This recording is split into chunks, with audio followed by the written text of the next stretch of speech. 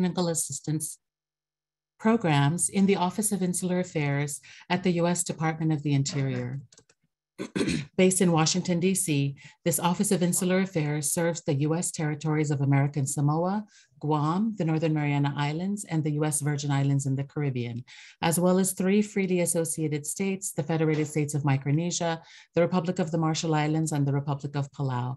I've been in OIA for over 15 years, and today I have the distinct honor of moderating today's online event in honor of Asian American, Native Hawaiian, and Pacific Islander Month. And now a brief introduction of our host before I turn the floor over to her for her welcome. Hanako Wakatsuki-Chong was recently appointed Superintendent of the Honouliuli National Historic Site on Oahu in Hawaii, where she comes to that role with approximately 13 years of experience in the museum and public history field. She worked previously for the Minidoka National Historic Site in Idaho, where she led the interpretation, education, and outreach programs. There at Minidoka, she told stories of the incarceration of Japanese American families during World War II, stories similar to that of her own family who were incarcerated. Ms. Wakatsuki-Chong is the Region 9 Hawaii and Pacific lead for the White House Initiative on Asian Americans, Native Hawaiians, and Pacific Islanders. Please welcome our host, Hanako Wakatsuki-Chong.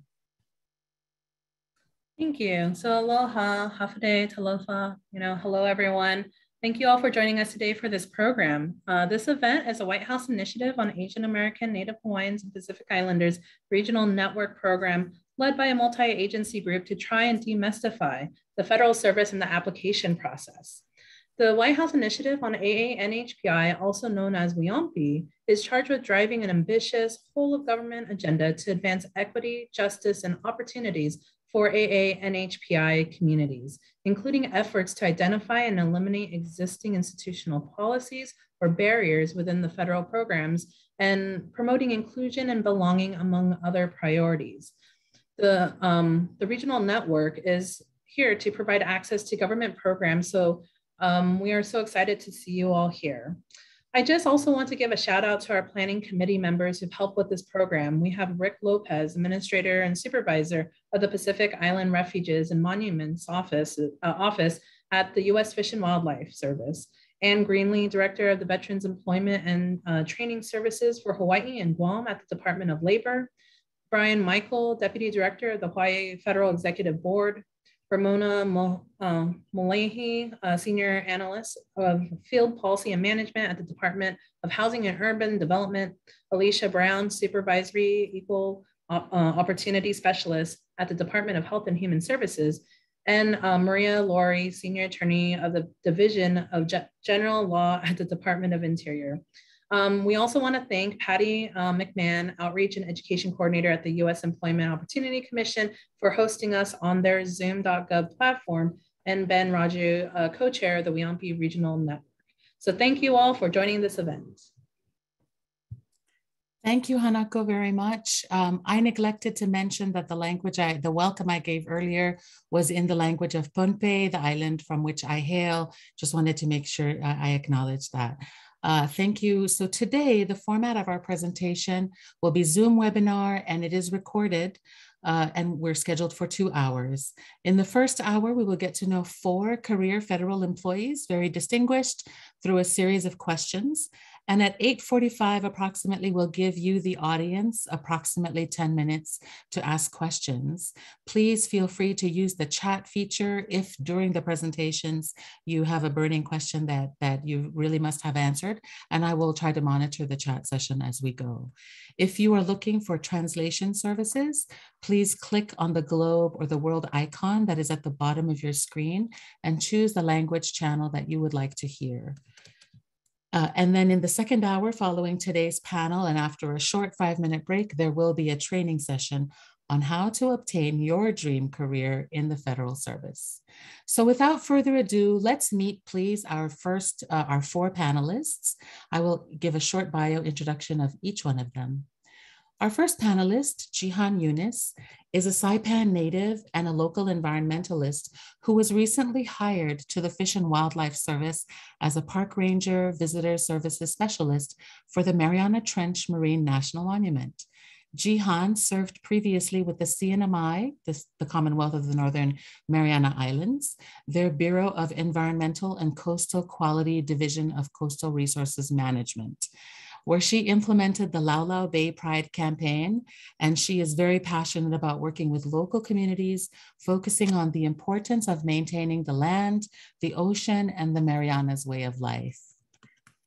Our next panelist, Mikhaila Pescaya, is an interpretive park ranger with the National Park Service at the Kalaupapa National Historical Park on Molokai in the Hawaiian Islands and comes from 38 generations of family living on the land. Mikhaila has served as the only interpretive park ranger for Kalaupapa National Historical Park for the last 8 years, where she came to that park from the University of Hawaii system. She is also very passionate about teaching the next generation about the traditions of her ancestors and how to empower the next generation to find and strengthen their sense of place today. Welcome. Our third panelist, John Lombardo, serves currently as the acting director of the Honolulu Regional Office of the Veterans Benefits Administration, but normally is usually based out of the Seattle Regional Office. John is a U.S. Army veteran where he served as an infantry squad leader with the 101st Airborne Division, 1st Battalion, 187th Infantry Regiment, the Rakasans. He served 2 deployments to Iraq in 2003 and 2005. And last but not least, our panelist, Lance Cabaniyaku. He is a management analyst in the US Navy with the Performance Improvement Department. And there are many other numbers that go along with that, but we'll stick with Performance Improvement Department, where their mission is to facilitate retreats, workshops, and learning cells, focusing to increase human effectiveness and organizational performance. Mr. Cabaniyaku has several roles that require instruction and teaching of leadership, culture, and mindset workshops, as well as problem resolution and team building for various codes in the command. Mr. Cabaniyaku interacts with all levels of leadership and multiple departments in a variety of platforms and forums. Welcome to all of our panelists. We'll start with Jihan. Jihan, our first question is for you. You are the most recent federal employee, the newest one. And just prior to coming into the federal service, you were named by Kupu Hawaii to be a Pacific Resiliency Fellow, where you studied with colleagues from across the Pacific Islands. What strength and resiliency do you bring to your role as a federal employee now? Thank you for that question, Tanya. Being a part of the Pacific Resiliency Fellowship under Kupu Hawaii really brought me and connected me with other local professionals across the Pacific Islands, whose islands are on the front line of risk, and whose islands are small islands but would experience the most impact. And being a part of that larger Pacific Island community really made me feel more confident in the work that I am doing. You know, we were able to draw together just, you know, the richness of our culture and history of exploration. And I think together collectively, we were able to really impact each other and know that even though we are separated across islands, that this one ocean connects us and that we are all experiencing the same challenges. And so we were able to really bring solutions together that we can affect change at the local level and really create traditional ecological knowledge and navigate that change. And so I think bringing just that passion and pride of our islands and local community into the federal government is what I'm most proud to do for my community. Thank you.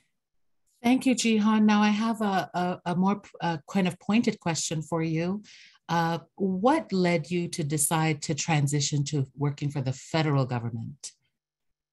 Okay, thank you.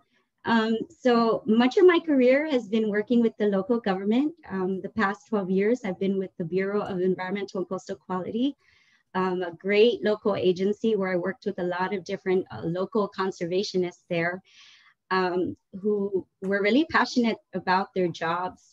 And being there, I was able to really work with local communities in communicating the importance of our coral reef ecosystems, our backyards. Growing up here in the Marianas, I grew up here not learning about my backyard, you know. I grew up here learning about the Great Lakes and the 50 states at school. You know, at home, we were taught the native plants, the local resources that we should protect. But if it wasn't taught at home, and it also wasn't taught at school. And so I think, you know, being in the local government, there were, what deeply constrained my work in conservation was really the bureaucratic delays and just a political will to affect change. And I moved into the nonprofit or the local conservation NGO, trying to also affect change there. And I felt that I needed to really advance my career and try to obtain this career as a park ranger here for the Mariana Trench Marine National Monument. And so I thought trying to bring those resources here to my island and being the first one, you know, like I said, we didn't grow up learning about the Mariana Trench and what it has to offer and why we should care and protect it.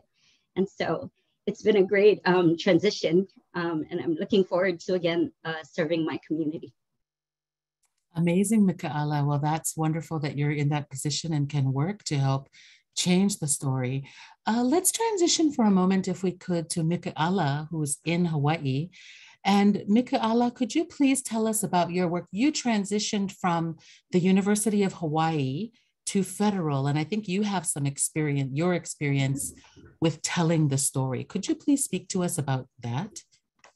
Velina mai ke ahea kamakani ahu kapalili I Kalaupapa nei. You can see Kalaupapa Peninsula in the background behind me. I live on an island 11 miles wide, 38 miles long. My family has been here for many generations. My ancestors are actually from this side of the island. And my park focuses on the story of Hansen's disease in the islands and 8,000 patients that were segregated from across the islands and incarcerated here. And I have ancestors who were among those patients. And I grew up, this is my backyard.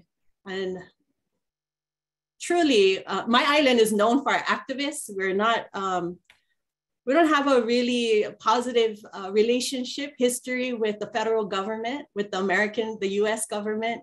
And I have generational trauma that I bear. And as an educator, I realized that we needed to understand as many perspectives of the story in order to make progress in healing and moving forward and empowering our people to be active participants in rebuilding the future, learning from the past, but moving towards a healthier future. And I was in the university system for a long time, working on a feeder program that worked with K-12 students and nurturing their ability to take culture and wrap the math and science and everything else around it and find relevance in their education moving forward.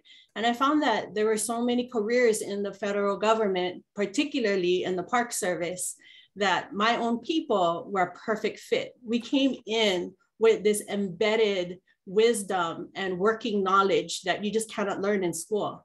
And we were gonna have a step ahead of the field.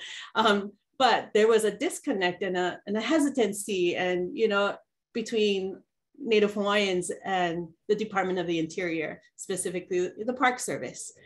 And so I thought that I would take a closer look And when I evaluated the values of the Park Service and the goals and mission of the Park Service, it aligned with what we wanted. We want to take care of this place, our environment. We want to preserve for future generations the stories, the mo'olelo, the history, and the identity of these wahipana, of these special places. And whose responsibility, whose kuleana is that? That's mine. That's mine. I inherited that. That's my birthright. And so being a part of the Park Service is not just a privilege, it's an honor, but it's a responsibility as the natives of this island. And so I came to open the door. Well, first, I'm the first interp ranger. The park's been around for a long time, but we've always yielded to the surviving patients, the surviving former Hansen's disease patients, that it's their responsibility to share their voice and speak their truth first person. And I've yielded that space. We continue to have kupuna here, elders here, but we're preparing for the transition. And it's about building relationship and engaging our community so that I can steward this story with their blessing. And so it's been a wonderful transition for us. We've built capacity. My park has 43 staff, and at this current time, 36 of the 43 staff are from Molokai.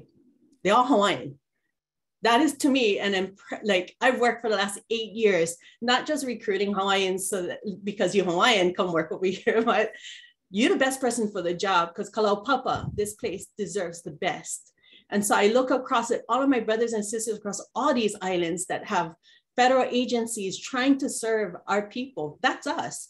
We can do for ourselves, and we can do things, service our communities in very specific ways, walking with that knowledge and understanding that how these differences, whether you're working for veteran affairs, you're working with, in the military, or you're working for resource protection in all these different agencies, commerce, it doesn't matter. There's a place for us. And we have to take that initiative to create avenues so that we can have more positive relationships and outcomes. Thank you. That's a beautiful story of, your maybe the disconnect in the beginning, but now you have found your place and you have found that this is your kuleana, and if not you, who? So thank you for that, Mikhaila. Let's transition for a moment to John. John, we've spoken a little bit about misconceptions and maybe, kind of a misconnect between you as before you enter the federal service. Have you had any sort of did you have any misconceptions that sort of dissipated for you once you became a federal employee? Yeah, thanks so much, Tanya, for the question. And it's a pleasure to be here. Like many of my panelist members here, we are very passionate people. And I think that, with Jihan and Mikhaila, it's you can sense the passion of, where they're from and what they want to do to protect. And I think that's kind of my situation as well, being a veteran and really wanting to support veterans any way that I could. How can I help my fellow, brothers and sisters that are veterans and, make that transition more smoothly for them as, I've experienced some of those same things. But, I went to college and, I went to business school, and it was always the efficiency of Amazon or the efficiency of Microsoft. And no one talked about the federal government at all. So, when I started, I've used every, veteran benefit afforded to me. And I was not planning to come into the federal government because I thought it was, they're just average people. They're not the smartest, they're just there, it's a job. You're not going to get fired from it. It's hard to, that's what I thought. And it couldn't have been further from the truth. The amount of just smart people and just intelligence in all of these agencies that I've met over the years has proven to be, very uplifting. And, when I first came in, it was like, man, this is a total change from what I thought it was. And, I'm not the smartest in the room, and it really shocked me, but it's so great that it's so great to know that we have folks in these positions and in these agencies that, are there to help and there to, serve their mission, whether that's veterans or whether that's the Parks and Rec. So, that misconception definitely was very rewarding in the other side of it. Yeah. How, John, does your experience serve you in the federal government? And how does your experience help you serve the public? Could you speak a little bit more about serving the public and what that means for you? Yeah, and I'll make it more towards veterans, because that's what we do here in VBA. But I'm a veteran myself. I did 2 deployments to Iraq. I got out, didn't know that you could get service-connected benefits, didn't know anything about the benefits other than the GI Bill. And I think a lot of the times when you come out of the infantry, folks just think that you're going to go back to doing construction or you're going to be building roads. And that wasn't me. I wasn't gonna do that. I was going to prove everyone wrong. And that's exactly what I did. I graduated college in 3 years, used all of my benefits that I could. And I think that's very important for me, because it does give me a sense of connection with veterans. I mean, they are my brothers and sisters. And the way I kind of run this regional office here is to really put veterans first in everything we do. I will make decisions based on what's right for veterans first, and then I'll take care of all my employees. That's what I do. Veterans first, employees second. And, I think that, some of my experience really translates to those that are also veterans. And, speaking for me personally, I've experienced the combat zones. My driver in Iraq committed suicide. All these different things that, I bring back, and that's what kind of drives me to get better. And I'm not saying we're the best in VBA, but you got folks like me that are really passionate about veterans and passionate about making things better. And that's kind of my commitment. And that's something that you'll get from me being in charge. Thank you very much for your service to veterans, John. I'm in the Office of Insular Affairs, and we are well aware that islanders from all of our insular areas that I called out earlier, their names, they serve in numbers that are disproportionate to the sizes of their population. So we know that there are lots of veterans who are from the islands, and we appreciate your service to them. Thank you very much. Lance, thank you for your patience. We look forward to hearing from you. You are in the Department of the Navy, and you are doing a lot of work with change. Can you speak to us about change and how you inspire change among your fellow federal employees, military? Thanks, Tanya. Thanks for having me. And it's just an honor, like how John said, like you can just feel like the passion and the mana coming through the screen when everyone speaks. Just hearing like Mikhaila and seeing Molokai in the background. My last name is Ku, and many of my family members are from that Aina and from that island. Thinking of change, it's really, for me, a lot of it is coming into the federal system and coming from outside. A lot of my previous career didn't require time in grade to really be able to progress into different positions. We were able, a lot of time in the private sector, we were able to kind of be able to see someone's talents and gifts and move them up the ladder of leadership a little quicker. What I've been learning, especially with the topic at hand, a lot of the way we act and behave are a result of the way we were raised. And with every culture comes a different type of upbringing and a different kind of values, morals, and principles that we follow. For example, in the Hawaiian culture, there's this term called ho'ihi, which many Pacific Islander cultures have, which is respect, especially for elders. So coming into the federal system and the federal government, being a civilian that works for the Navy, oftentimes the type of work we do requires disagreement and conflict amongst people. And like I said, a lot of my job is in the problem resolution phase where 2 people or multiple groups of people are having a disagreement on how to go about making a decision or a way forward, and truly getting 2 sides to understand. And like I said, I share a lot of Hawaiian values, and I teach a lot of courses. And the word that comes to mind is kako. So kako is where it's not about who's right, it's about what's right. So you could have, it's that third answer. It's not one or the other. It's when the third one comes together and you get that third answer. And one thing with change, it's uncomfortable. And human nature is to be comfortable. So anytime change is coming along, you'll experience this discomfort. And that's how you know change is in the air. And maybe being a left-handed person, growing up on the island of Hilo, it was the calling for me, and I'm right in the right spot where I need to be. Thank you, Lance. So your experience in the private sector and then your experience in the in the military, is there anything particular that you learned being in the federal government that you perhaps were surprised by or didn't expect, or that you think is interesting and we should be aware of if we want to apply for working in the federal? Good question. For me, I think it's very personal to me. So my family, I didn't really have much members who served. I grew up in a very kind of like Mikhaila said, activist type of family where a lot of the history has been, Kaho'olawe per se, bayonet constitution. So I didn't really have that. But when I got into the federal system, I realized that like now I'm not actually an active duty member, but I serve the ones who serve.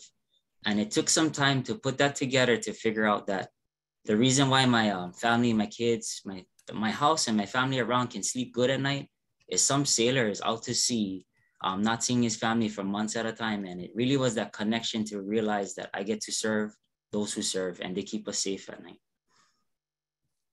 Beautiful. I myself, I come from a small Pacific island. I've now been in Washington for quite some time, but there's been a struggle, do I go back and help my islands or do I work in the federal government?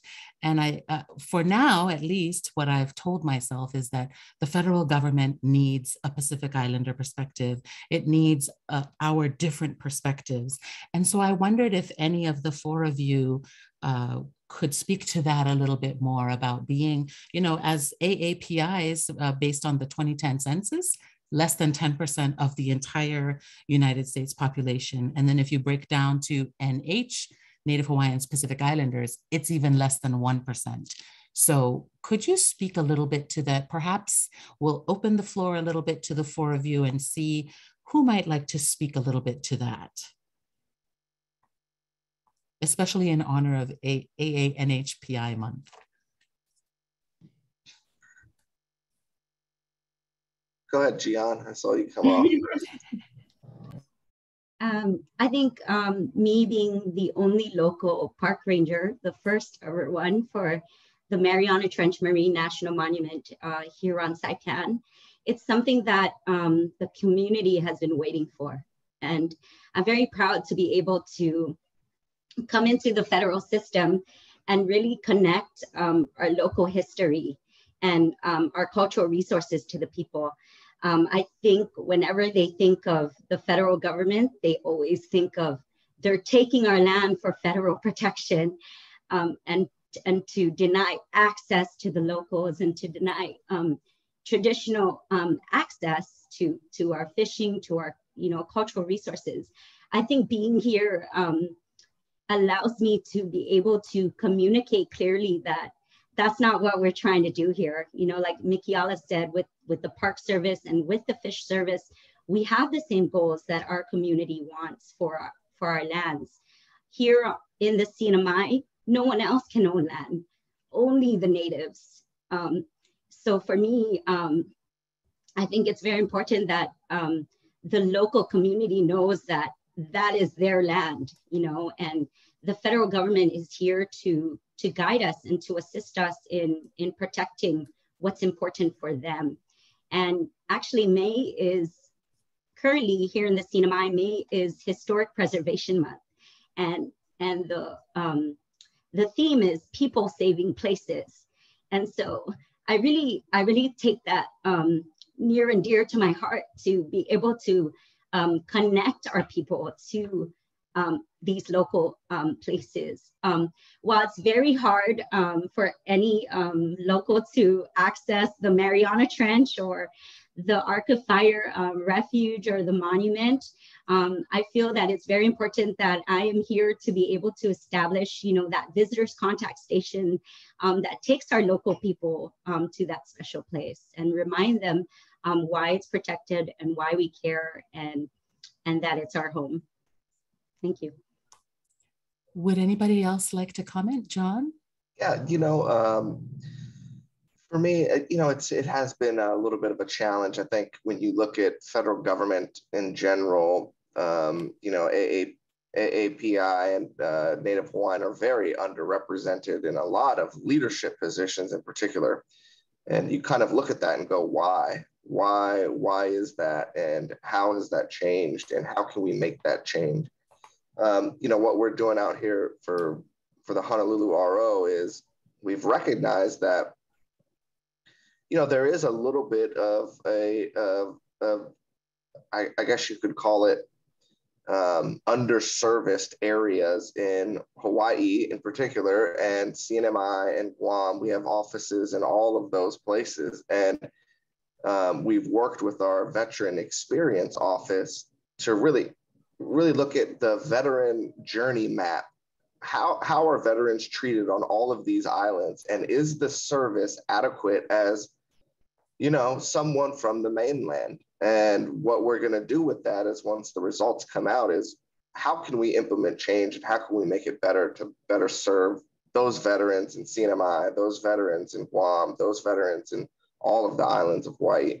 And I think it's good that they've recognized, it's good that VA has recognized that, maybe it's not the same. And a lot of it is technological challenges, access issues, there's a bunch of different things, but it's good to see them recognize it and then work on ways that we can fix it. And I think that's what's most important, just recognition and then work to fix whatever we need to fix.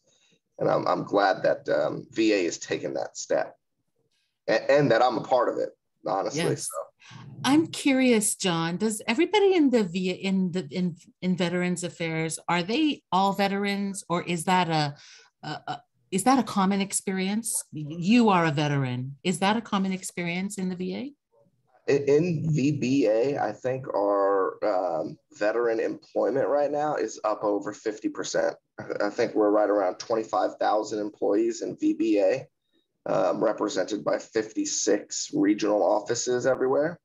Some of those states have, like California has three of them over there, but yeah, so over 50% of our workforce is our veterans themselves. Yes. Which again, I think is really important, right? Again, who do you want to represent veterans than the veteran themselves? Who do you want to represent national parks other than the people that have 36 years of, generations? Like, those are the people you want in those positions. Like Jihan had mentioned before, who do you want in CNMI that's out there? You want her that's, that didn't learn about that stuff as a kid in high school, and what can she do to change that? And what can she do to spread that word? And I think that's what you get from a lot of us on this call, on this panel, is, that passion and that drive to kind of make change and represent your people, right? And my people, for me, are veterans. So, yeah. Now, I'd like to take us back to Lance to make sure we talk about, all of us as part of this larger family, this larger American, larger federal family. What advice do you, because you came from a place before where perhaps you did not view the federal government as your family per se, what advice do you give to your children, your colleagues who might be trying to balance those differences? What advice can you share with us? So for me, it goes back to the way we were raised, and I have a easier time. So I share this story where my grandmother raised me. She never adopted me, but she raised me, and she had taken in this my auntie, raised her as my auntie, Down syndrome. She had a lot of special needs going on, and she just taught me to really see everyone for the person that they are. And it's ingrained in us. We can't change the past, we can focus on the present and we can impact the future.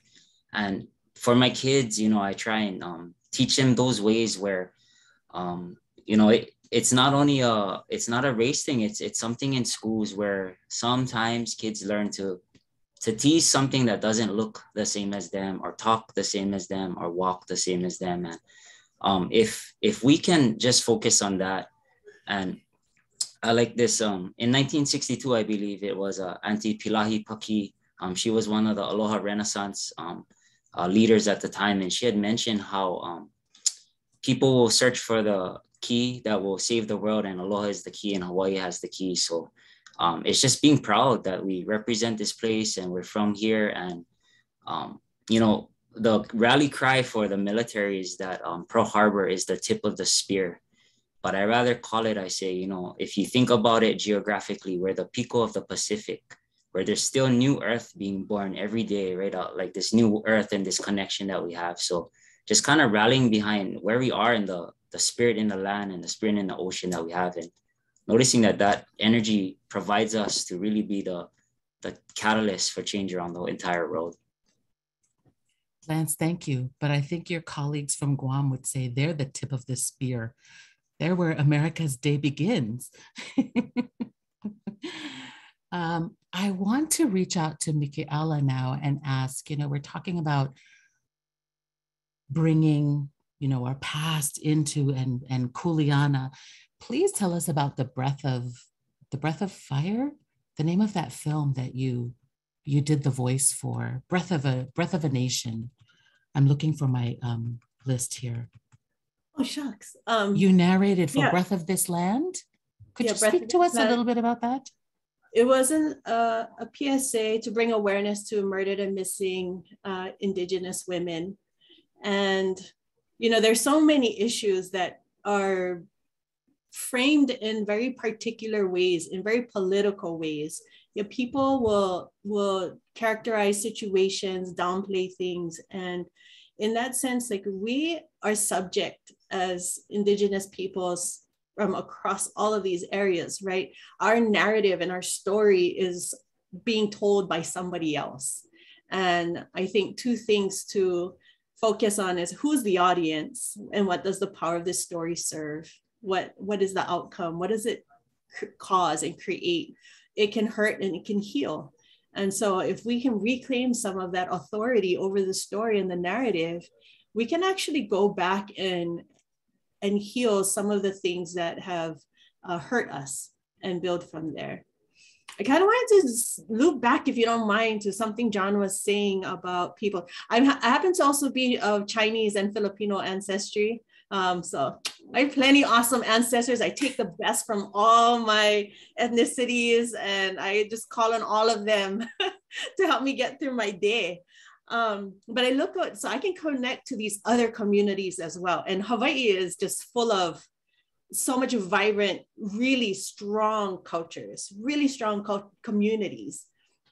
And I noticed though that every single one of us, it doesn't matter what, you know, minority community you're from, you still struggle with accessing the federal jobs.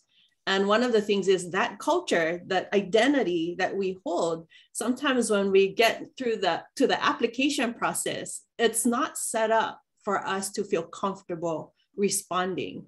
And I found that that was something that was hurting my community. So when the question asks, do you know how to operate a chainsaw? And the options are no experience, minimal experience. So I can operate a chainsaw with supervision. I can operate a chainsaw without supervision. I can supervise others or something. You know, like they give you all these options. And my humble elders will be like, oh, nah, small kind. I don't like. They've been running chainsaws since they was 4 years old. Like they've been doing it all their life. But when it comes time to answer the question, they hesitate. They are skilled enough in so many of these areas.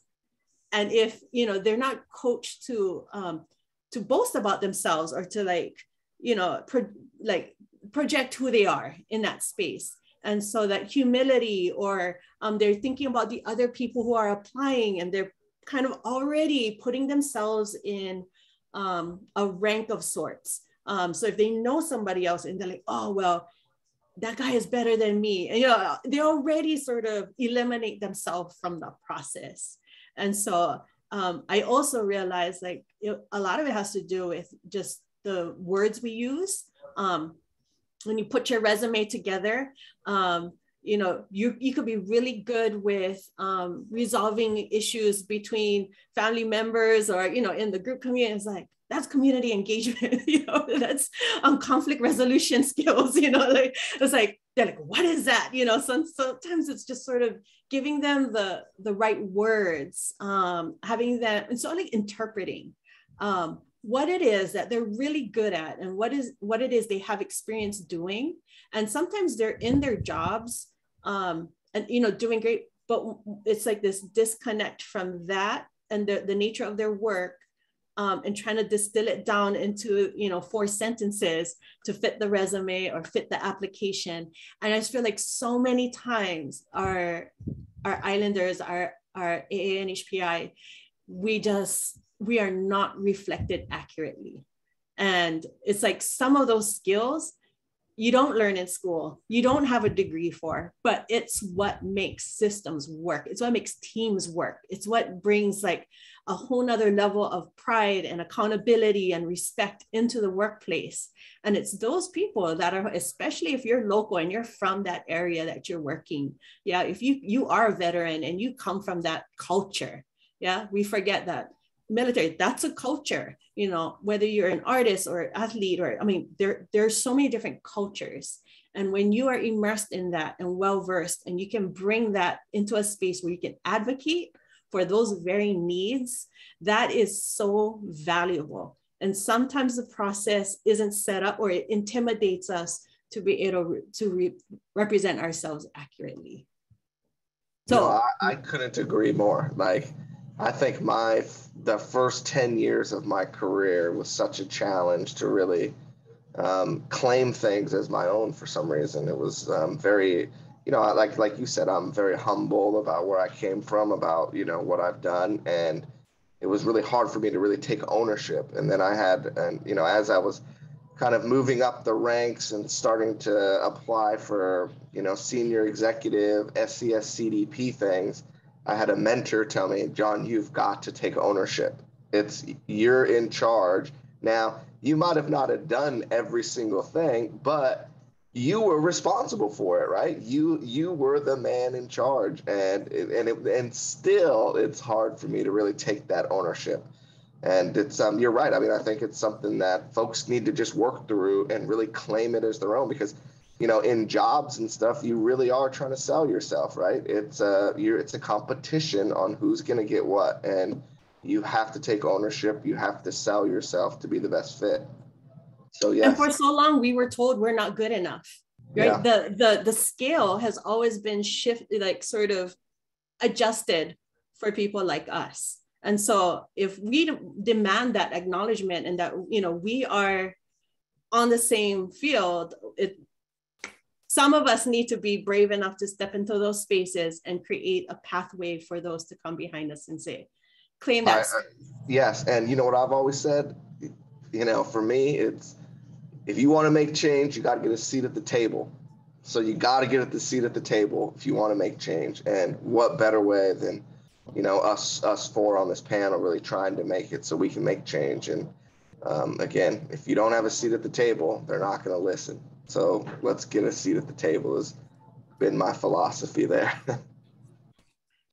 Thank you. And I see Lance nodding his head. Perhaps he would like to add, as well as Jihan, to these last points as we begin to wrap up our first hour. It's funny, as they were talking about our seat at the table and resumes. I think the next round we might have to translate it in Pidgin. This round is funny because for me, like, I struggle. To me, Pidgin is my first language, and if you have me write a government memo now, you better second check it and third check it, because it comes out in Pidgin every single time I write. And I like, you know, what they said, that identity, and again, the Hawaiian values of ha'a ha'a. And one thing I learned about ha'a ha'a, which is humility, is that Humility is being open with your weaknesses, but it also is letting folks know what your strengths are. Because if I'm telling you I'm strong at something, you can hold me accountable to what I said. If I say I'm a good speaker and I let everyone know, it's not being modest, but it's letting you know that, hey, if I slump here, you know that I said it. And a lot of folks will hold back for fear. So fear is what basically is change's worst nightmare. Fear is change's worst nightmare instead of looking at faith. So faith over fear is what really was going on. But you probably saw me wiggling around over here a little bit extra. And so we hope that we've been inspiring today. I'm sure we have definitely, you four panelists. I wanted to see if Jihan wanted to say a few words before we wrap up. Sure, just that, you know, I invite all my local Chamorro and Carolinian brothers and sisters and Micronesian communities to apply for the federal government. You know, don't let anything hold you back. Your richness of culture and knowledge of traditions and that has been passed down from generations, that ecological knowledge, that's all you need to obtain these jobs, you know, other than the educational background and work experience. But don't let any of that hold you back. Be confident in applying for these jobs. Thank you so much. And that's a great segue. I did not see any questions in the chat. I did see a comment about the lack of leadership in positions. So yes, thank you for that comment. If there are not any other questions, would somebody like to raise their hand very quickly? I would like to give everybody a short break, 5 minutes or so before we launch into our next training. I want to thank our amazing panelists for their words of wisdom that they shared today, for your inspiration, for all that you do in your respective areas, creating change, representing your cultures, different backgrounds that are underrepresented and should be represented. I appreciated your mention of Kuleana and stepping up to the plate and pushing aside fear and sometimes isolation to be the one of the few or the new person on the block who's trying to step in and be a part of that federal story. That's all of our American story, and all of us need to be at the table. So thank you so much for the panelists today. We want to get to know you even more. So with that, we will take a short break, and we've just some thank yous from the chat, and we will take a short break before we start again in about 5-ish minutes for our training session on how to land your dream career job in the federal service. Kalanga no kaselelie maenko.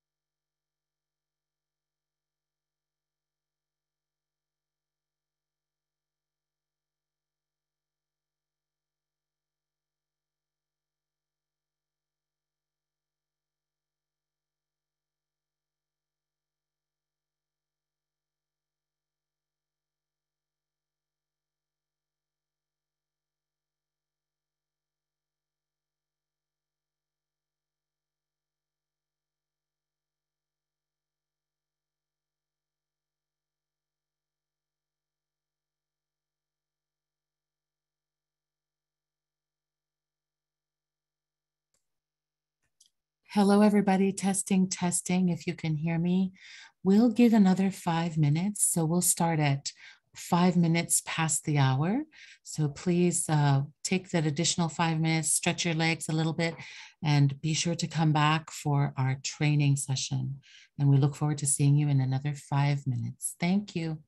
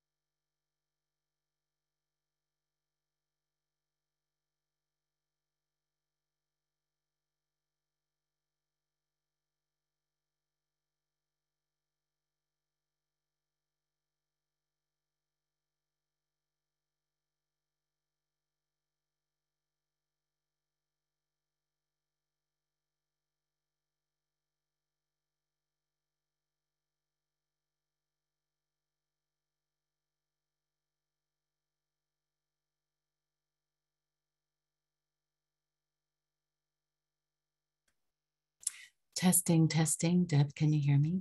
Yes, I can. Can you hear me? Thank you. Thank you, everybody, for joining us. We are now in the second half of our presentation, our Zoom webinar today. It is recorded, And we are now moving into the second part of our training, which is how to obtain your dream career. And without further ado, I'd like to introduce our trainer. Deb Nakashima is conducting the training today.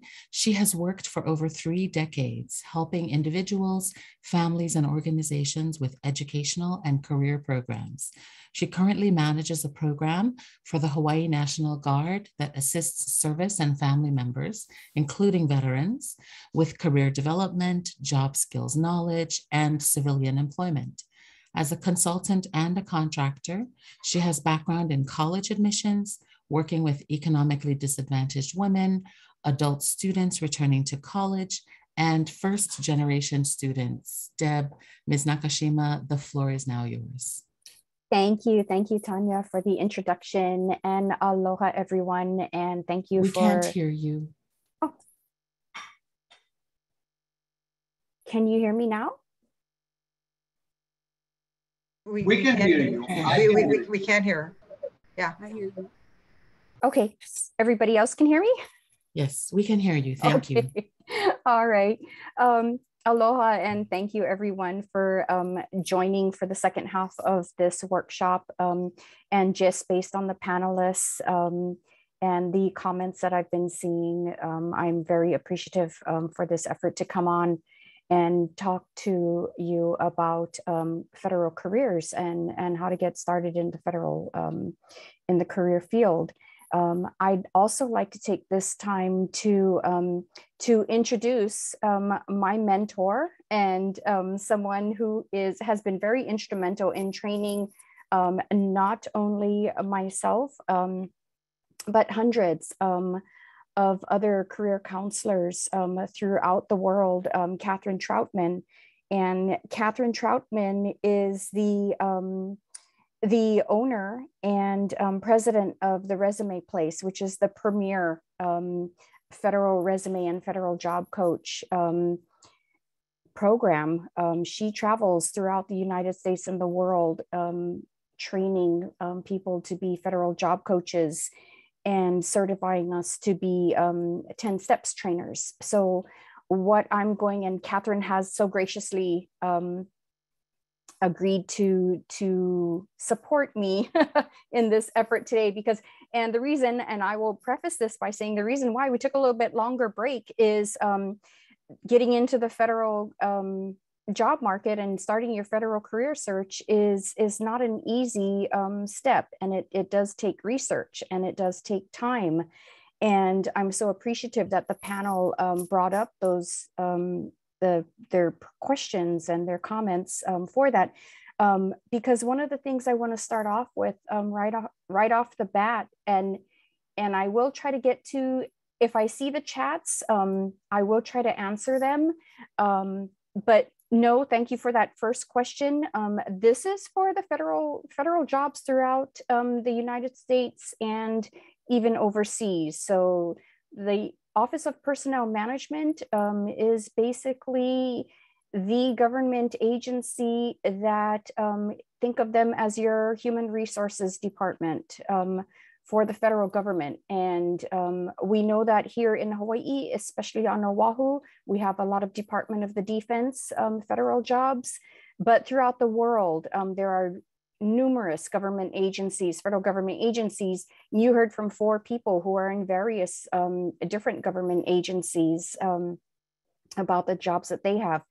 But one of the things I want to start off with, it is a pretty, it's a pretty intense process going through a federal job search. And normally when we teach this program, when we go through this, we call it the 10 steps program, 10 steps to a federal job. And I am going to be sharing my screen and showing you basically just the first 3 steps within this hour.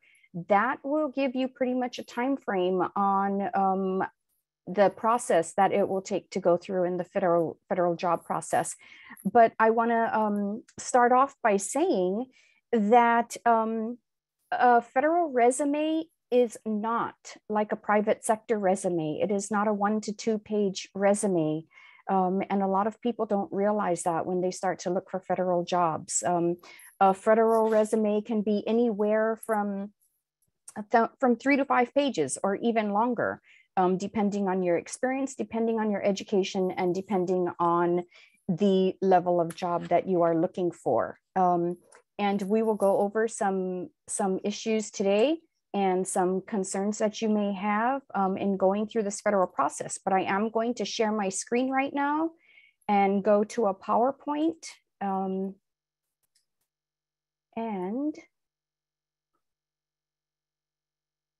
I am going to, I apologize because a lot of times this screenshot does not allow me to open this in a view. I'm going to stop sharing quickly. This does not allow me to open this. Here we go. Okay, so this is going to be 3 steps to basically what we're going to do in this. And I have Catherine here to help me through this process because this is, like I said, the first 3 steps of going through this. And I wanted to just let you know that, here we go. Okay, is that I work for the Hawaii National Guard for a program called Work for Warriors Hawaii. We are one of 14 states that has a Work for Warriors program that assists National Guard, reservists, their family members, and veterans with helping to obtain civilian employment. So this is one half of a workshop that we'll be doing. There will be a follow-up workshop on June 4th, and there will be more information to come. But I want you to just see what this is as far as, and I'm trying to get into my view screen, but it's not letting me do the whole screen share. But this is based on a book that Catherine has authored. This is a brand new edition called The 10 Steps to a Federal Job. This is our premier workbook. This is our premier guide in working with anybody that's interested in going into the federal job sector. So you will see that there are some updated information that just came out for 2022. The one good thing is that Catherine is so great with updating this and giving us the most current information, and we're really appreciative for that. But what we're going to do in this 1 hour is just part of this, getting yourself best qualified, getting yourself referred and into an interview, and getting yourself hired. And so I'm going to go ahead and switch now on why you would think about working for the federal government. And that's one of the things that I think maybe we touched on, the personal aspect of working on the federal government, but you know, there are some other aspects, your compensation, your base pay, what type of leave and flexibility that you may have. The federal government did go into a little bit of a remote and telework process when we had the pandemic start in 2020. There are some additional benefits, which you can see on this slide, but there's a lot more than the personal and professional benefits that you would get from working in the federal government. So I'm going to turn this over to Catherine right now to talk about this first slide, because this was one of the case studies that she did. Hi, Deb, and hi, everyone. Yeah, this is Cedric, and he was in the military, and he was being chosen to apply for a job at Drug Enforcement Agency. So his resume, go to the next slide, Deb.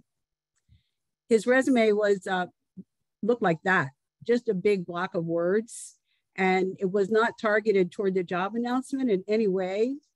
The words that were in the job announcement were not in this document here. So I coached him to improve the resume so that it would match. We didn't actually have an announcement. We really had the position description, but it's a similar thing. you really have to try to match your resume to the job announcement. So let's see the next slide. So we changed his resume so that it was easier to read. So at the very top there, he talks about how the ship was just deployed for the very first time in 2016. So that would show that he had a lot of qualifications, being the first administrative officer going out onto the ship. And then see the small paragraphs we have there? They're there so that you can see those all cap words: organizational liaison, supervision, and management. So those words were in the announcement, and they were in this section called specialized experience. And those words are what the HR and the manager is looking for. So this is very easy for the manager and HR to read. I call this the outline format, because you start the resume with the outline of key words, and it's a lot easier to read. So this is a format that I recommend all of you use. Many of you could use bullets too. Just make sure that the words are highlighted here. And he was selected for the position. That resume from before with the big block of words would not have worked for him, because it didn't show the skills that they wanted. He would not have even probably been eligible. So this is a great case study, and he's happy now. Thanks, Deb. Thanks, Catherine. So what we're going to do in the first step is to just basically learn about the federal job process. Part of applying for federal jobs is to understand the website that is used, and it's called USA Jobs. And that is where most of the federal agencies will post their jobs. And so one of the things that's really important, and when we start out with this, is to understand what your goals are. What are you looking for? What job title are you looking for? What kind of experience do you have, or what kind of education do you have? Which ones are appropriate to what you're looking for? So there's some research involved. It's not just a job search in itself, but there is some research that's involved when you're looking for a federal job. The other thing to think about is the federal government has pretty specific wage scales and grade levels. And so what is your current job level? Are you a high school graduate? Do you have some college experience? How many years have you worked in the private sector, or how many years have you worked already in your current job? How many jobs have you had? We do an exercise called How Many Hats Do You Wear? And one of the things to keep in mind when you're looking for a federal job, and when you're looking for any job, is to take a look at your experiences. And I think Mikhaila had mentioned it, is your experiences may not just be paid, your experiences may be unpaid. And those are things that are important to keep in mind when you're doing a federal job search. And then what kind of agencies are you looking at? And I have a website, and I'm going to be sharing my screen with a couple of different websites. And then I am hoping that before our next 45 minutes is up, that I will have a chance to go on and actually show you the USA Jobs website, so that you can see what it looks like and basically how to get started. But do you have targeted agencies? So the one thing to keep in mind, and we'll cover this, is that there are a few ways that you can get hired in the federal government. One is called a direct hire. Direct hire is a faster way to get hired within the federal government. Direct hire jobs are still posted on USA Jobs, but they go through a different vetting process when you look at them. They will also be titled direct hire when you look at them on USA Jobs. So this is just a quick process, a quicker process, I should say, of going through the federal system and going through a federal job process. So you can see on this example, it says direct hire. it's a supply supervisory IT specialist, but it does say direct hire. So you need to read a job experience or a job announcement very, very carefully. You need to also look to see what kind of preferences may apply for this, because not all preferences in the federal job market may apply to all jobs. So that's important to take a look at.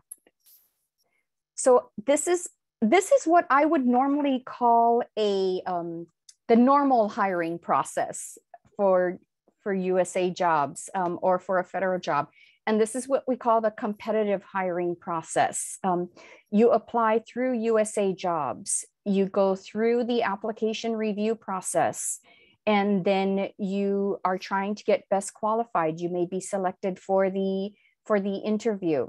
So one of the things that's very important to keep in mind is when you go onto USA jobs and you submit your federally formatted resume, is that there is no separate application. Your resume is your application on USA jobs. So in addition to your resume, you will have to answer a questionnaire. If there are additional documents that need to be submitted, those documents have to be downloaded so that you can upload them into your packet when you apply for that job. So it's basically a technology piece of understanding the technology also with USA jobs, because everything goes through technology. So one of the things to keep in mind also is that there are different types of titles and series. You heard from 4 panelists who may have probably very different job titles and very different job series. These are just some white collar job descriptions, and you will see there are numerics there. So there's numbers. So it will tell you what kind of a job group that you're going to be applying for when you look at the job announcement. So the one thing that USA Jobs does, and the Office of Personnel Management, is they have some very, very good explanations. And I encourage you to take the time to look through these to see because a lot of times when you're doing your resume, you may need to look through these series to try and find some words that you can add into your resume. So these are what we call maybe more labor positions, or maybe typically in the civilian side, blue collar, trade, industry types of jobs. And they have a different qualification, but you would still apply for these jobs through USA Jobs. So these are some labor and trade positions, and sometimes they may be listed a little bit differently, and the pay scales may be listed a little bit differently. So one of the other things is everybody would like to know, everybody would like to know, and the federal government is pretty open about the wage and salary scales. You can see wage and salary scales at opm.gov. So a lot of times we have 2 of the most common ones are called GS or WG. GS is a grade in salary. It's based on education, and it is based on experience. And I do want to have Catherine jump in here to talk a little bit more about making the equivalency with education and experience based on the GS scale.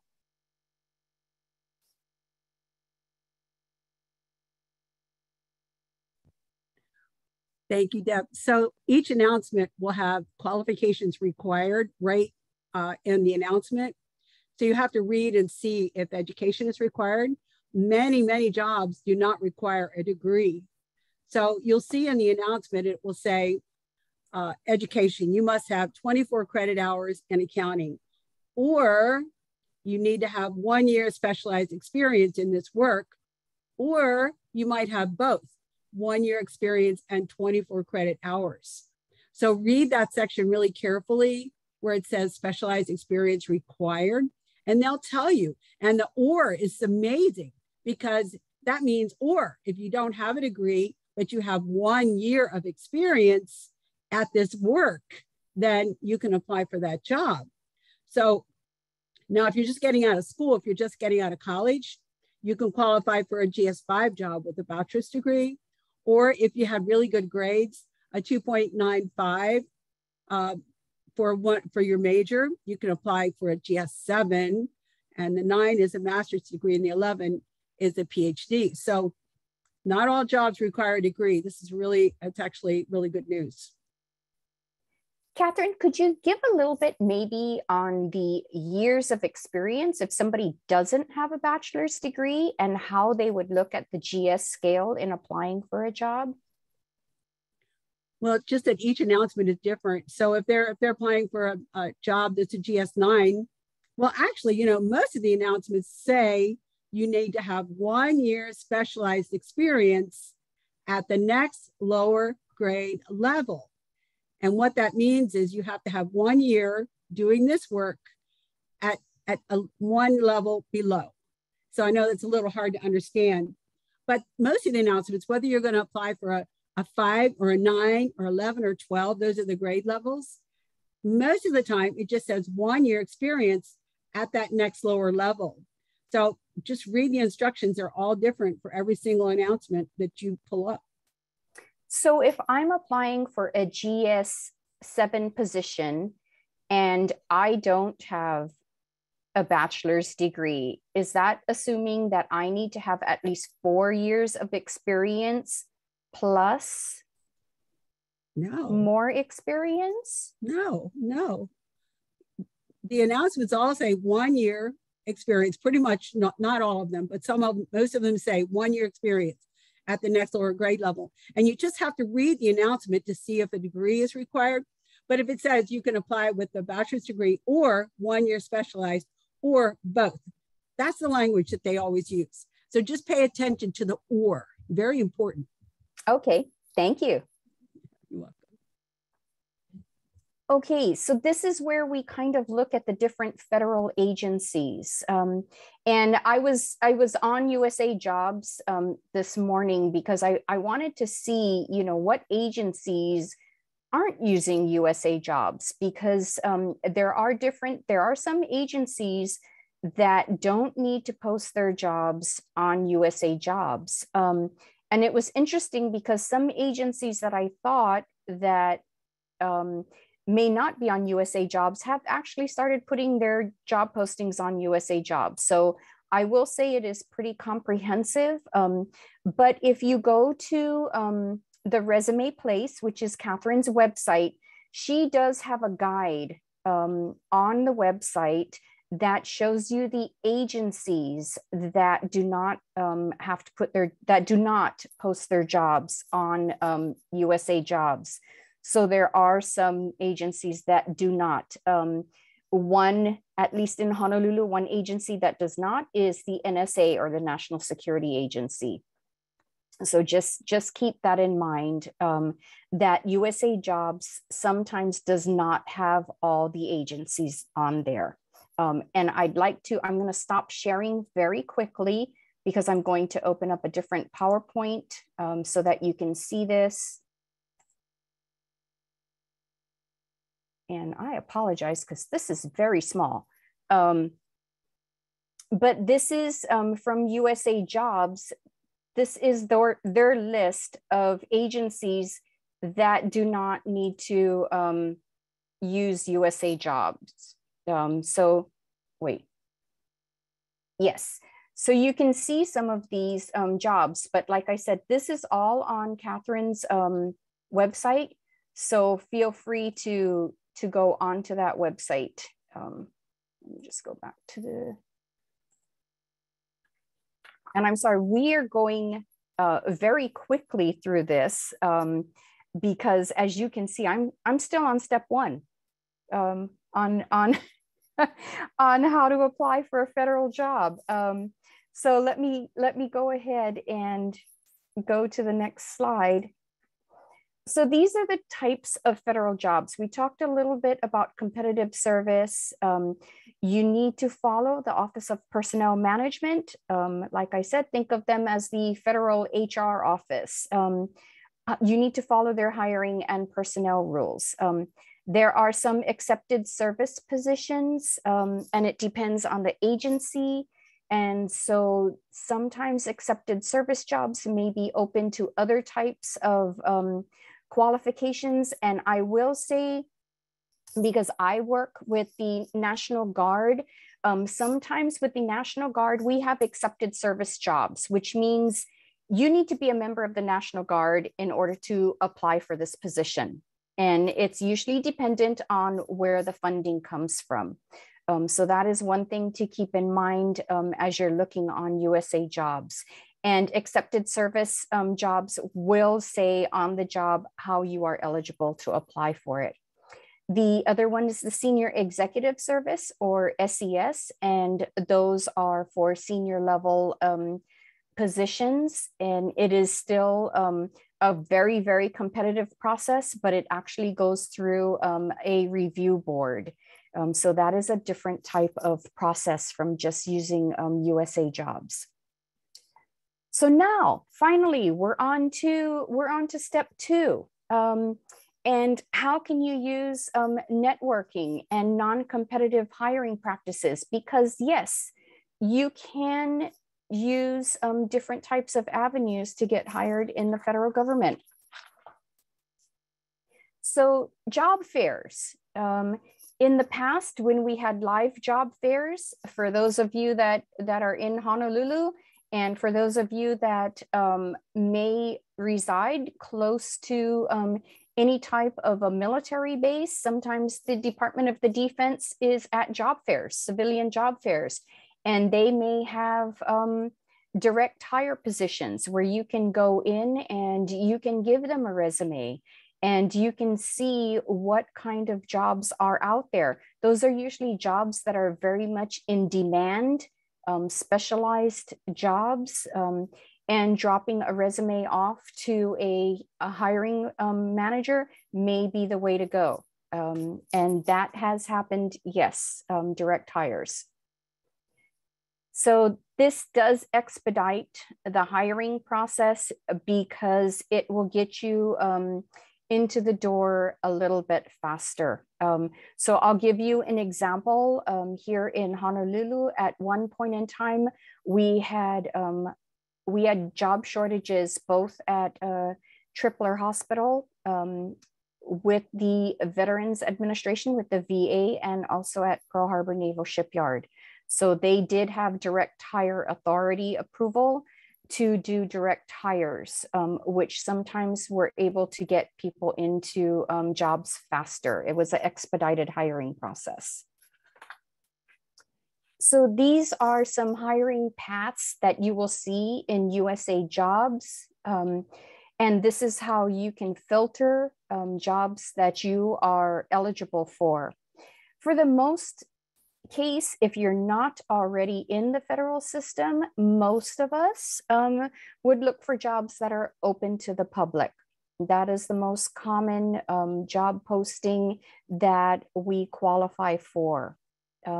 There are some other special hiring paths for those, for veterans, for military spouses, for students and recent graduates. There is a Pathways program, and that has been a great way for recent college graduates, if you've graduated within 2 years, to get into a federal job, and special hiring authorities. But this is a way to look at some special hiring paths. So we're going to go now to the next federal resume case study. And this is Maxine Gomez, and I'm going to defer to Catherine again to talk about a little bit more about what Maxine went through.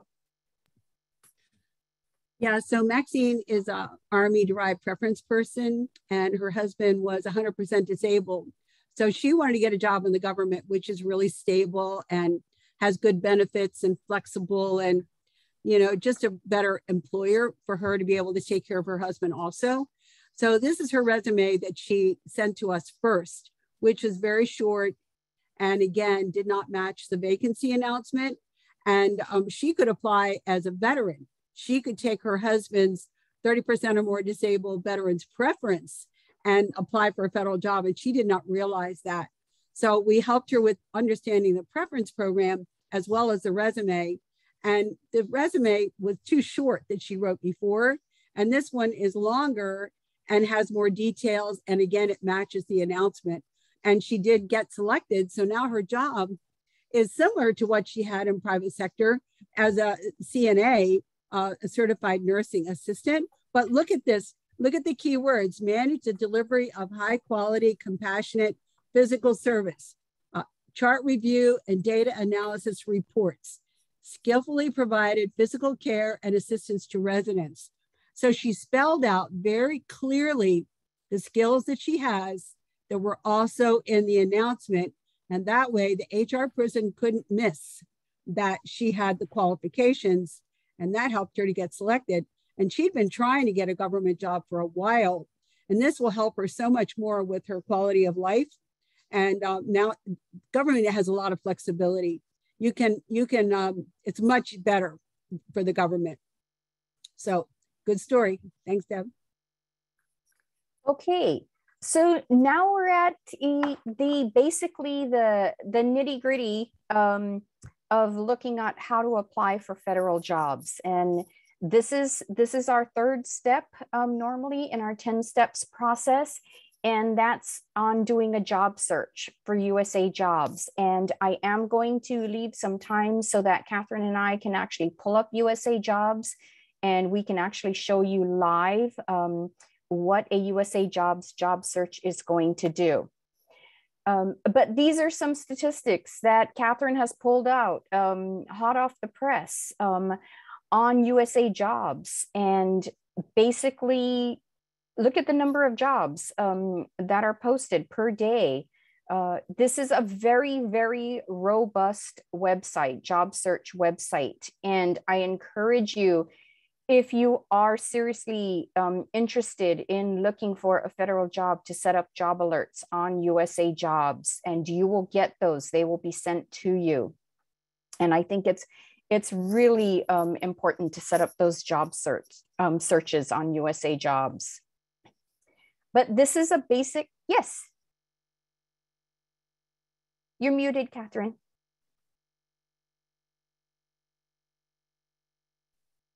Okay, so it's very, very, very important that you set up safe searches so that if you live in Hawaii or you live in Guam, you can set up a search. If you have a profile set up in USA Jobs, every day you can get all the announcements that are open in Hawaii or whatever your country is. You set up a search. And if you don't set up a search, the announcements won't come to you. So this is a very, very important thing to do. You can't do it until you set up your profile. So you have to go to USA Jobs tomorrow and set up your account, and it'll take you like half an hour to do it, but go ahead and do it. And then just type in your country over there and maybe US citizen announcements, and they'll come to you every day. And then you could just look at them, or you could even put your salary in there to screen out better. But this is a very important thing to do if you really want a government job. So Catherine, if you wouldn't mind, after I go through the slides and we go live to USA Jobs, because I know you're a pro at doing these searches, because a lot of times I've deferred to you on doing the searches. Would you mind pulling up a search after we've gone through the slides? No, I'll do that. I'll set it up. Okay, perfect.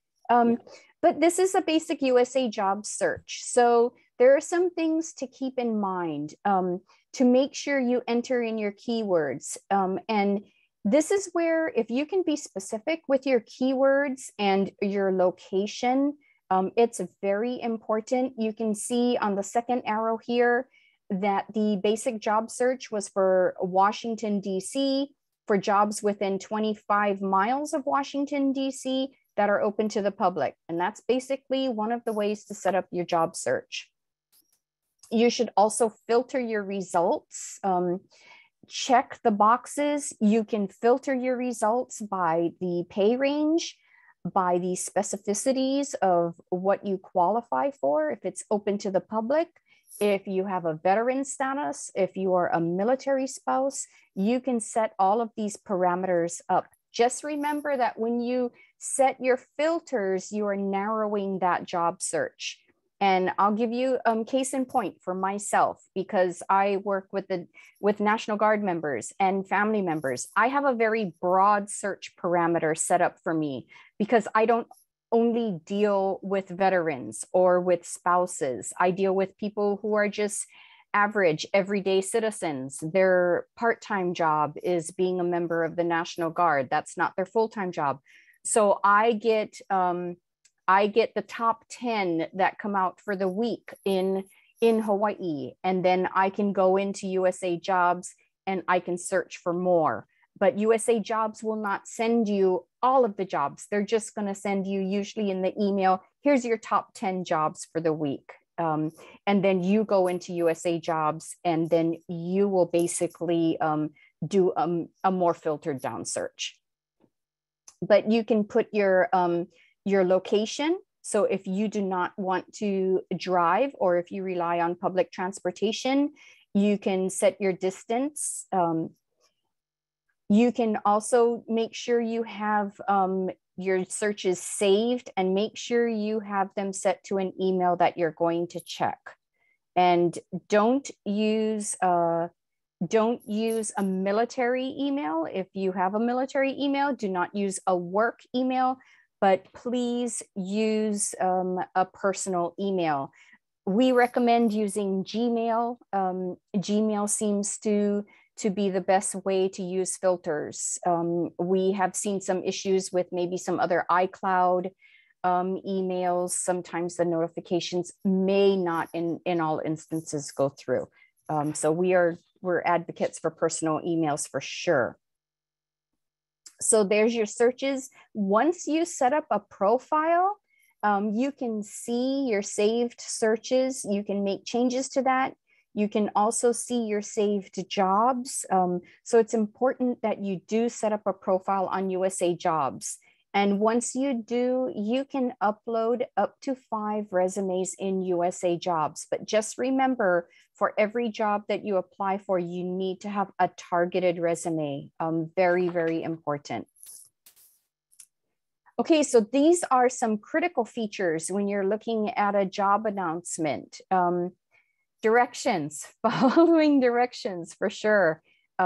Job announcements on USA Jobs are very long, and Catherine and I will give you some tips when we pull up a USA Jobs job announcement so that you can see it.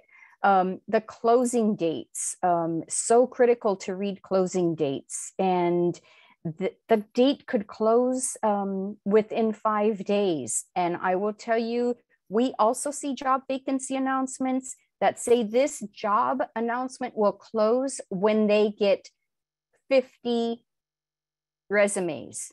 So there may not be a job announcement. If they get 50 resumes within a 24-hour range, that job vacancy announcement is going to go away. It's going to close, and you will have lost the opportunity to apply for that job. So remember that it's not only a closing date, it could be based on the number of resumes that are submitted for that job. So one thing very important to keep in mind. Take a look also at the duties. Take a look at the qualifications, and Catherine talked about it a little bit about that when we talked about the grade and scale, or the GS level. The specialized experience is where you will find a lot of the keywords, and those keywords are things that you have to put in your resume. So make sure you always look at that. Knowledge, skills, and abilities. These are the keywords that are very, very important to make sure that you have in your federal resume. Okay, and then you need to look at the how you will be evaluated, because you need to be best qualified. Best qualified is what gets you past a hiring specialist or an HR specialist and onto the desk of the hiring manager. So here's a little tip. Just remember that when you're applying for a federal job, your resume is read by a human resource specialist, or HR specialist, we call them. This HR specialist is reading your resume and trying to match your resume with the job announcement. This HR specialist, and I'll give you a perfect example, this HR specialist is not somebody who understands what it takes to be an engineer, or what it takes to be a child specialist, or what it takes to be a logistics or supply manager. This HR specialist has been trained to read a job announcement and then look for the keywords in your resume.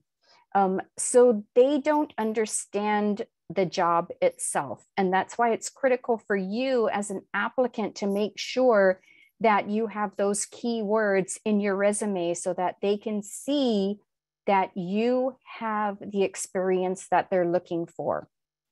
The last thing that it's key to look at in a job vacancy announcement is the questionnaire.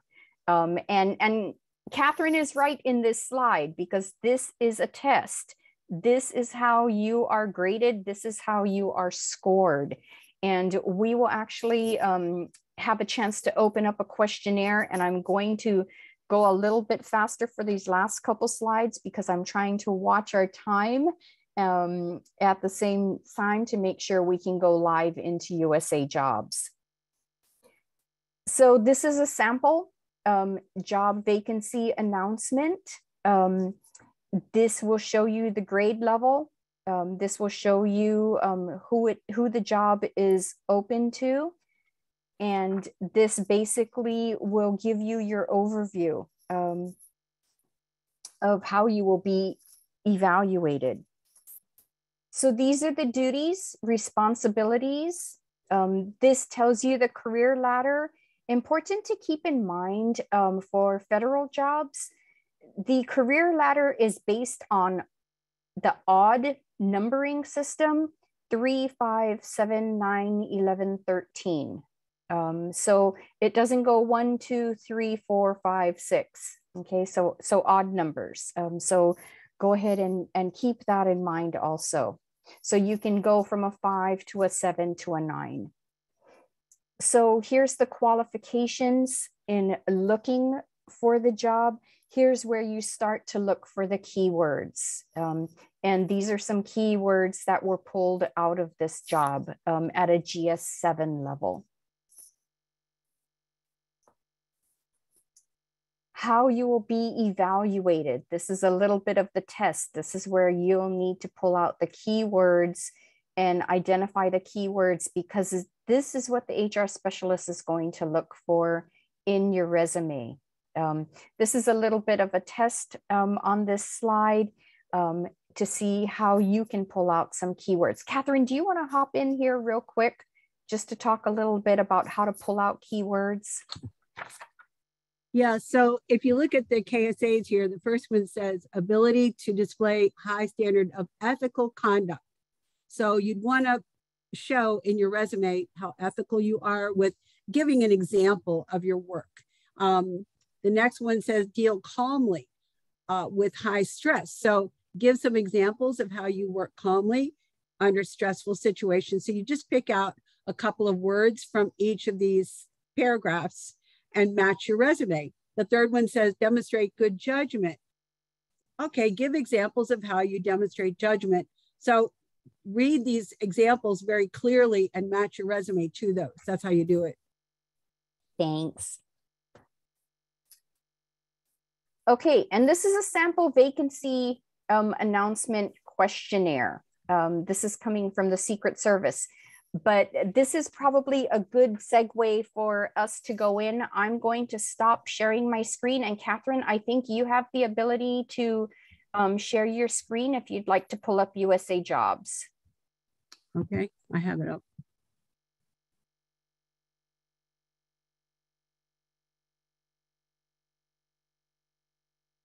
Okay, so this is my account here. I have my username, password in here. And there's my name, Catherine. And that's what my account looks like right there. You saw it a second ago on that slide. I created those slides, so I used my own account. I'm seeing, Catherine, I'm seeing a screensaver. Oh, I think okay, you need to share your screen again. Sorry. I'll fix it right now. There you go. Perfect. Yeah, I had the wrong screen, sorry. Okay, so here's my account, Catherine. And let me move the chat over here. I have saved 6 searches here, like we were talking about, how important they are. And I have searches for public health advisor jobs, public jobs in South Dakota, and public administrative jobs in Oklahoma. And so I'm going to set up a search for Hawaii. Let's do it right now.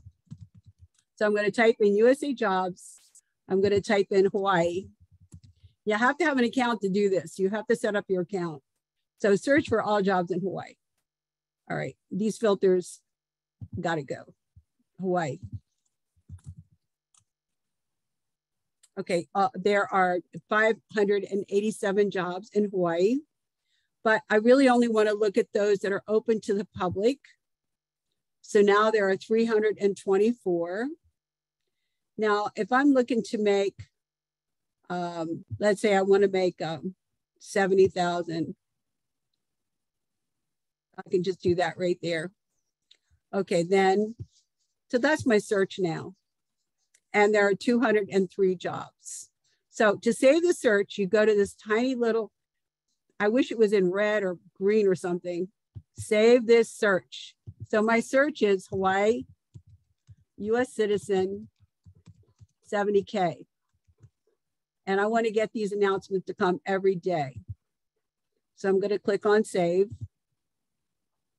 And I saved it. So now let me show it to you in my account over here. So there we are, my saved searches. My first one there is Hawaii, US citizen, 70K. So that's how you save the searches. And I have applied to 80 jobs in all my teaching. And these are the titles of the jobs that I've applied to. And you can go back to this account and look at your jobs that you've applied to. Also, I don't have any saved jobs. I haven't saved any, but you can save a job if you're in your account. So this is a really, really good system to be able to check and see what happened to your applications, because you can click right here. The status is unavailable for that one. Contact the agency for an update. So you can track these applications just by, you know, keeping track of your announcements. There, I'll find out what happened to me. My results for this one were, I was tentatively eligible and I was not referred. So my questionnaire or my resume didn't quite match. But the good point for me to tell you about this is that you can find out what happened with your applications, and you can write to HR if you disagree or something like that. So let me just show you something else in my account. Here's my account again, and let me show you my documents. So these are my resumes that I have in here. I have 3 builder resumes and I have 1 upload. So here's one of my builder resumes. So I recommend that you use the builder to get started with your resume. And these are just samples that I put in here, but let me show you one that's filled out correctly right here. This is for a laborer job at the Statue of Liberty. I went to Ellis Island and taught this class for wage grade blue collar people. And look at the hats that he wears in his job: cleaning facilities, safety, construction safety, interpret instructions, work independently, safety and security, janitorial, and staff boat operations. So this is a pretty good complete resume for a laborer, right? Yeah. That's the difference of a private sector resume versus a federal resume. And we're going to cover that more in the next session. I just wanted to show you, use the builder. Go ahead to USA Jobs, set up your account and fill out the profile. Here's the profile. You have to say all this stuff. And you even put a tiny resume in here. It'll take you a solid 30 minutes to set up this profile. And then preferences, they'll ask you more questions about travel and all this. So just go through it, stay calm, and you have to do it. So, just do it. Right? And just be calm, have a cup of tea, just, calm, breathe. Catherine, would you mind pulling up a job vacancy announcement and showing the best way to view a job vacancy announcement? Yeah. What job title you want me to look up? Maybe let's do the Child and Youth Services program that we were looking at. All right. Child and Youth Services, we found one in Hawaii. We did. The other day when we were searching around. These are all in Hawaii. I don't know which one we were looking at, but we'll look at this one here. No, this is multiple locations. Pearl Harbor, look at all the jobs. And all right, let's look at this one right here. So this position is at Peterson Child Center, Development Center, and is that in Oahu? This position is eligible for NAF benefits, non-appropriated fund. It just means you have benefits, basically. Would you mind scrolling down and showing them one of the little one of the little tips that you had always taught me was to go to the print button. Oh yeah. When you're looking at a job announcement on USA Jobs. Yeah. That's a good idea. The print announcement, even though you're not going to print it, you can do a save as and save it as a PDF. But the print announcement actually opens up the whole job announcement, because when you're starting to put your resume together to apply to upload for a job announcement, you need to find that questionnaire, and that was one of the hardest things to look for, was the questionnaire, and then to see the whole job announcement. And looking at the questionnaire, so there's the qualifications. It tells you what you need to have, and then it may have specialized qualifications. But then one of the other things is looking at that questionnaire. I'll show you the questionnaire in a second. So this job, they want 2 years of specialized experience working with children and youth, an associate's degree or 60 semester hours, or one of the following: possession and maintaining all of that, and a bachelor's degree. They got an and an or. So you have to have a high school diploma and 2 years. Okay. Yeah. So do that. Yeah, no, that's great. So it's very important on USA Jobs to scroll down and see all of the requirements and how you will be evaluated. So we're getting up to our 1 hour, and we are coming to the end of our session. But I just want to reiterate again that, this was, once again, these were steps 1 through 3 of looking at applying for a federal job. As I said, June 4th, we're going to be doing a 2-hour session, which will go more in depth into putting a federal resume together. So we're looking forward to doing that, because we know a lot of times we are, we're all looking for that job that's not only professional, but going to give us personal satisfaction. So with that, I'm going to go ahead and turn it back over to Tanya, because I think we're at the end of our time, and let her go ahead and close out our workshop for today. Thank you very much. Yes, thank you very much, Deb Nakashima and Catherine Troutman. My apologies for not introducing you earlier. Thank you very much for your session, and we will look forward to your next session on June 4. So everybody look for more information from our hosts. And there were several questions about the slides. From what I understand, our presenters can send out a summary. The slides themselves will not be shared, but hopefully they'll have a summary that they can share with you. And please come back on June 4 for their next session, which will go into the next steps all the way up to 10, very possibly. So thank you everybody for joining us today. We thank the White House Initiative on Asian Americans, Native Hawaiians, and Pacific Islanders, and the Regional Network Program and the entire planning committee for today's event. We thank very much the panelists, Jihan Yunus, Mikhaila Pescaya, John Lombardo, and Lance Cabaniyaku. We thank Kimiko and Patricia very much for your support in the background. And we thank our translators.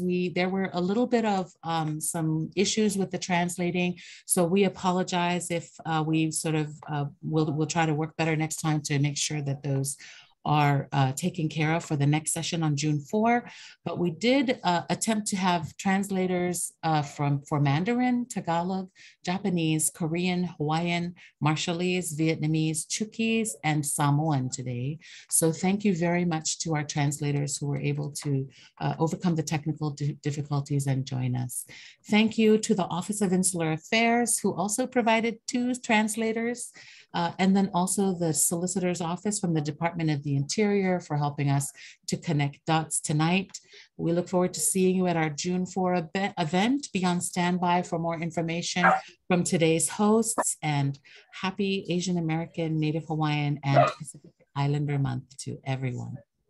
Kailangan ng kupurkarusya no kasalelia mengko.